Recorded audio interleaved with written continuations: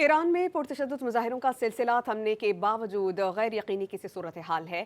Tehran की रिहायशियों को अमरीका की मुमकिन फौजी कार्रवाई का खतरा लाहक है। दूसरी जानिब ईरानी वजीर खारजा ने सूरत हाल को काबू में करार दिया और कहा कि यकीन है मुजाहिरीन को फांसी नहीं दी जाएगी। यूरोपीय एयरलाइंस ईरान और इराक की फ़ज़ाई हदूद इस्तेमाल करने से गुरेज करने लगीं। ईरान में पुरतशद्दुद मुजाहिरों के कई रोज़ बाद भी सिक्योरिटी हाई अलर्ट है। तेहरान में किसी भी नाखुशगवार वाक़े से निमटने के लिए पुलिस की भारी नफरी तैनात है, जबकि जगह जगह चेक पोस्टें कायम की गई हैं। अरब मीडिया के मुताबिक तेहरान के रिहायशी अमरीका की फ़ौजी कार्रवाई के हवाले से भी फ़िक्रमंद हैं। उन्हें ख़तरा है कि अमरीकी मदाखलत को सूरत हाल मज़ीद ख़राब कर देगी। तेहरान में मुजाहिरों के दौरान होने वाली अमवात पर शदीद गम गुस्सा पाया जा रहा है।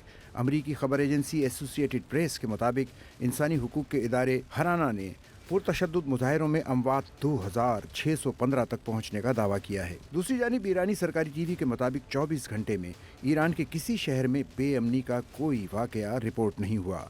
ईरानी वजीर खारजा ने अमरीकी मीडिया को इंटरव्यू में कहा कि मुल्क में अमन कायम हो चुका है और सूरत हाल मुकम्मल काबू में है। अब्बास इराक़ची ने कहा कि मुजाहिरों में मौजूद अनासिर को बैरून मुल्क से कंट्रोल किया जा रहा था।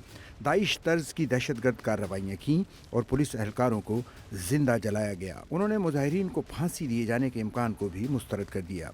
ईरानी वजीर दिफा ने हंगामों में मुलव्विस अफराद को दहशतगर्द करार देते हुए वार्निंग जारी कर दी। बावर कराया कि हुकूमत फसादात पर अमल कराने वालों की निगरानी कर रही है। उन्होंने दावा किया कि एहतजाज को अमरीका और इसराइल ने माली मदद से पुरतशद्दुद मुजाहिरों में बदला। शरपसंदों को हमलों के लिए रकम दी गई, सबूत मौजूद हैं। गैर मुल्की मीडिया के मुताबिक ईरान ने आज तकरीबन 5 घंटे की बंदिश के बाद अपनी फ़ज़ाई हदूद दोबारा खोल दी। ताहम यूरोपीय एयरलाइंस ईरानी फ़ज़ाई हदूद इस्तेमाल करने से गुरेज कर रही हैं।